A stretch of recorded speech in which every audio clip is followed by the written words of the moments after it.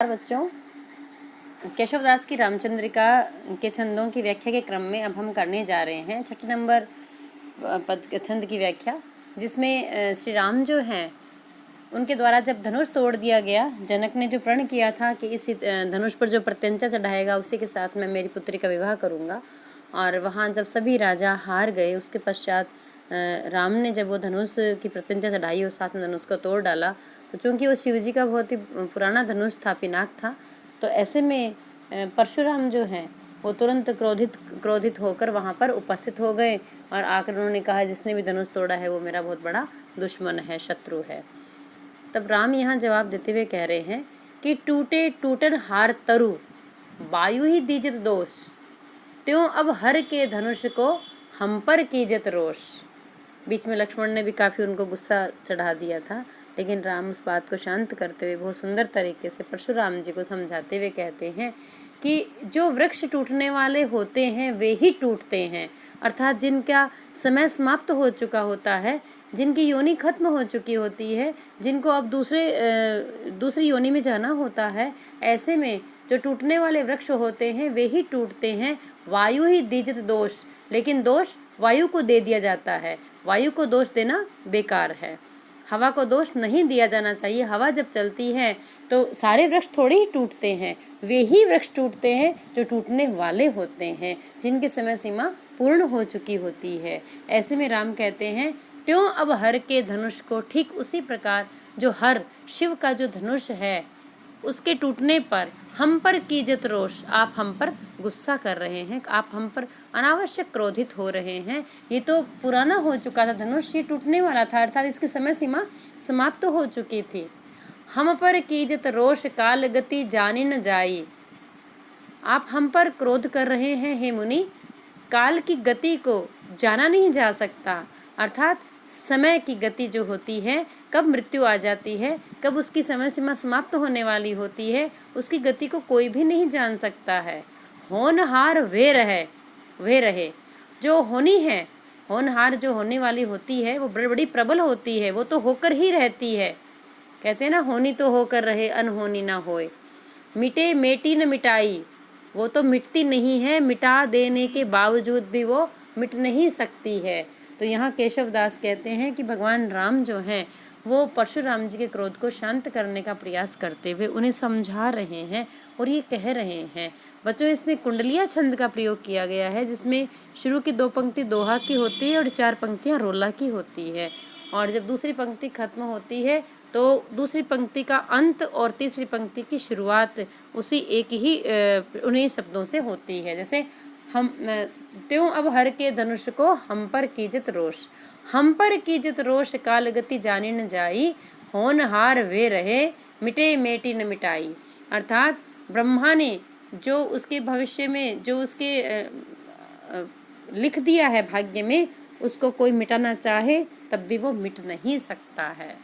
होनहार वे रहे मोह मद सबको छूटे, यहाँ पर भगवान राम बहुत सुंदर तरीके से ऋषि को समझाते हुए उन्हें दार्शनिक तरीके से बता रहे हैं कि जो होनी है वो तो होकर ही रहती है, कालगति टालने पर भी टलती नहीं है, और ये जो मोह है हमारा, आपका जो शिव जी के धनुष के प्रति मोह है, और एक मद जो है, अहंकार जो है कि मैं सब कुछ कर सकता हूँ, ये मोह और मद समय आने पर सबका ही छूटता है। इस संसार में किसी का भी स्थायी नहीं रहता है।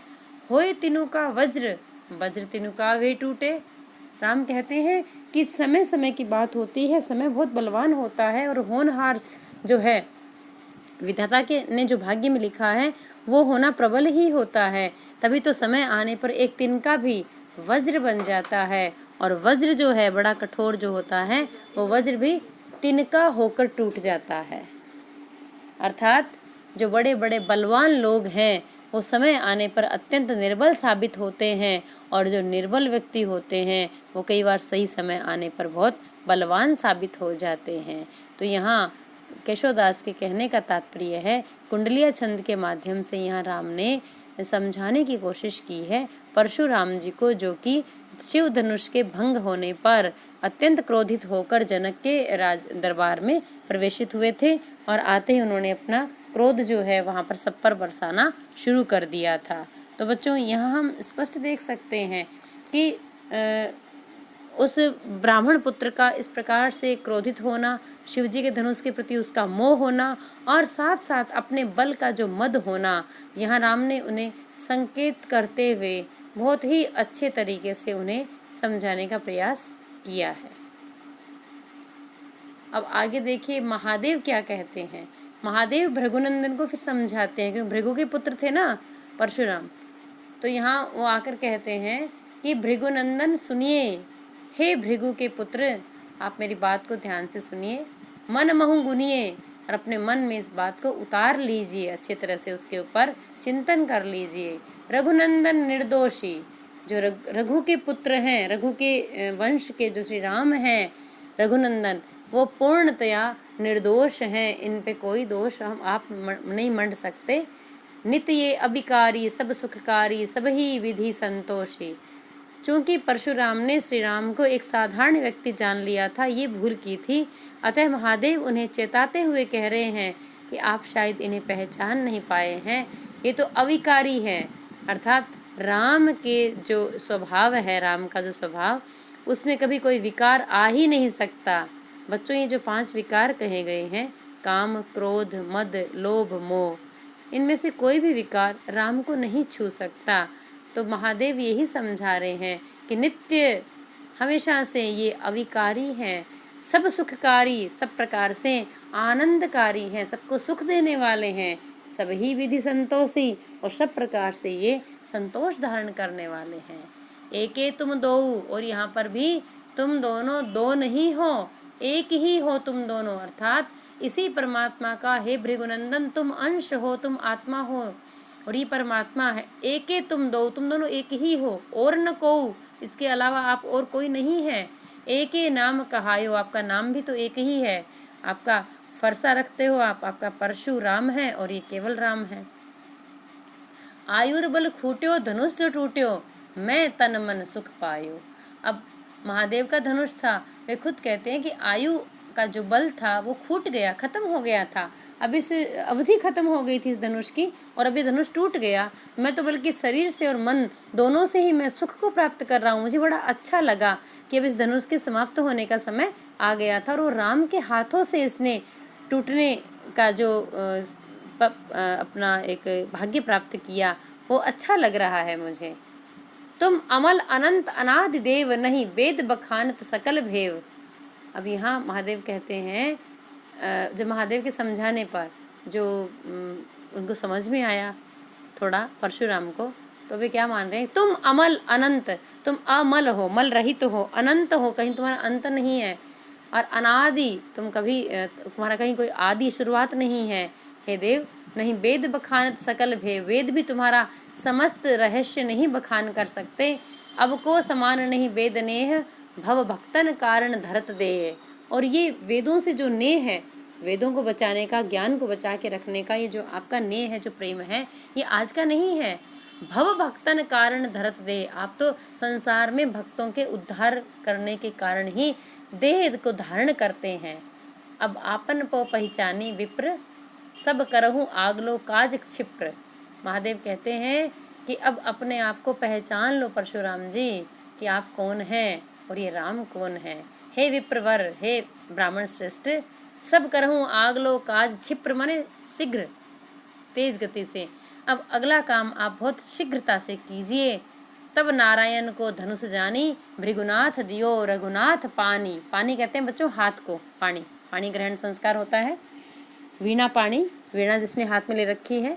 तो यहाँ कवि ये कह रहे हैं कि जब थोड़ा समझ में आ गया परशुराम को कि ये साधारण नहीं है, ये तो भगवान है, तो अपने संदेह को, अपने संशय को मिटाने के लिए उनके पास जो नारायण का दिया हुआ धनुष था, भगवान विष्णु का दिया हुआ, तब नारायण को धनुष जानी, नारायण का धनुष जानकर भृगुनाथ ने, परशुराम ने दियो रघुनाथ पानी, उन्होंने जाकर भगवान राम के हाथों में वो धनुष दे दिया।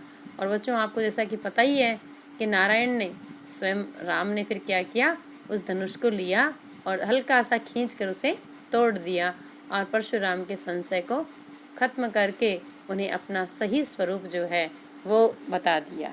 और यहाँ हम समाप्त करते हैं कि कवि कहना क्या चाह रहे हैं?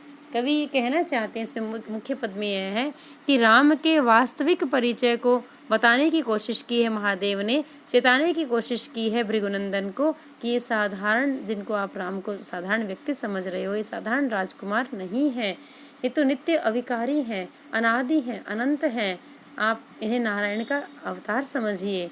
जब उन्होंने ये संकेत दिए तब भी भृगुनंदन का संदेह, जो संशय, खत्म नहीं हुआ और फिर उन्होंने अपना संदेह समाप्त करने के लिए अपने हाथ में जो धनुष था वो भगवान राम को पकड़ाया और राम ने उस धनुष को तोड़ डाला।